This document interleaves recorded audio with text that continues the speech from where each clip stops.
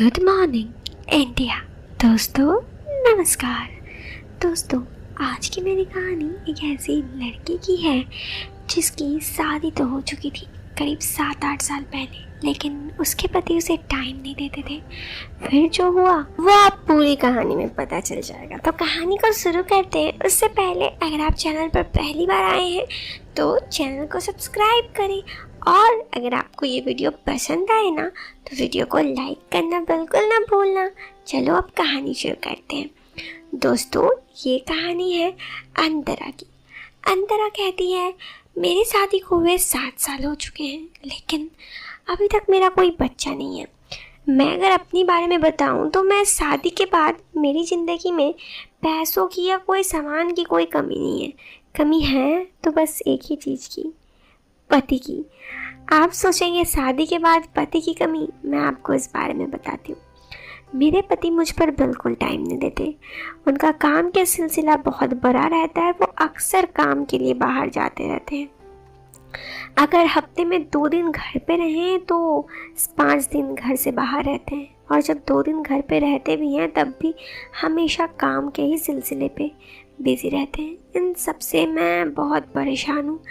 पहले तो मैं सोचती थी कि सब ठीक हो जाएगा, लेकिन अब मैं समझ चुकी हूँ कि अब ठीक नहीं होगा। इसलिए मैं बस इतना करती हूँ कि अब हमेशा ही अपने काम से मैं काम रखती हूँ। मतलब कि मुझे पता है कि मेरे पति के पास टाइम नहीं है, मेरे घर पे पैसों की कोई कमी नहीं है, तो मैं इतना करती हूँ कि हमेशा मोबाइल में वेब सीरीज़ वगैरह देखते रहती हूँ। मेरे घर पर जियो फाइबर का कनेक्शन लगा हुआ है, जिसमें गोल्ड पैक लगा हुआ है। इस गोल्ड पैक में मुझे सारा जितने भी वेब सीरीज़ होते हैं वो सारे फ्री मिलते हैं, वो वेब सीरीज़।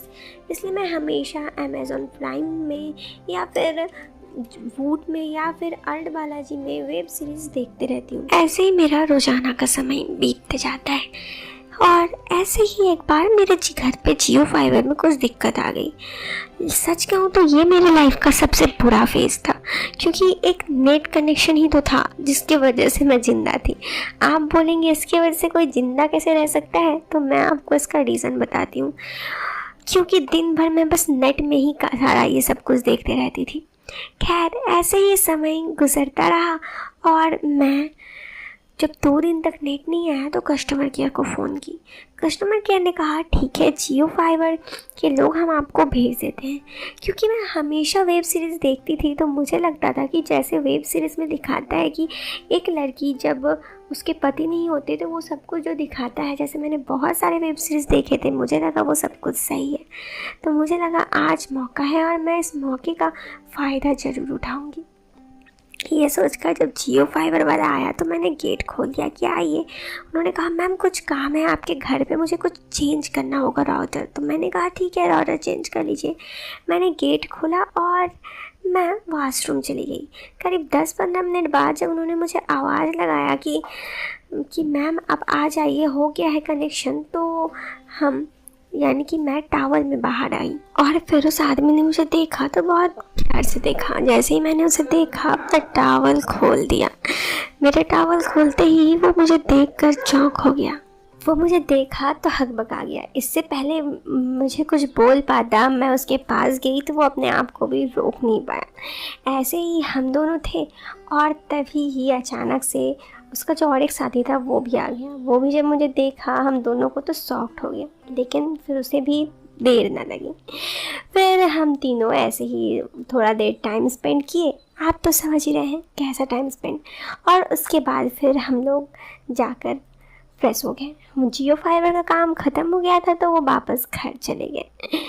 फिर मुझे रियलाइज़ हुआ कि ये जो स्टोरीज़ होती है ये रियल लाइफ ही होती है, क्योंकि जब मेरे साथ रियल लाइफ हुआ तो किसी के साथ भी हो सकती है। खैर स्टोरी यहाँ पे ख़त्म हो जाती है। तो अभी छोटी सी स्टोरी थी, लेकिन आई थिंक आपको पसंद आई होगी। तो स्टोरी पसंद आए तो वीडियो को लाइक करने के साथ चैनल को सब्सक्राइब करना यार। मिलते हैं फिर एक नई कहानी के साथ, एक नई वीडियो।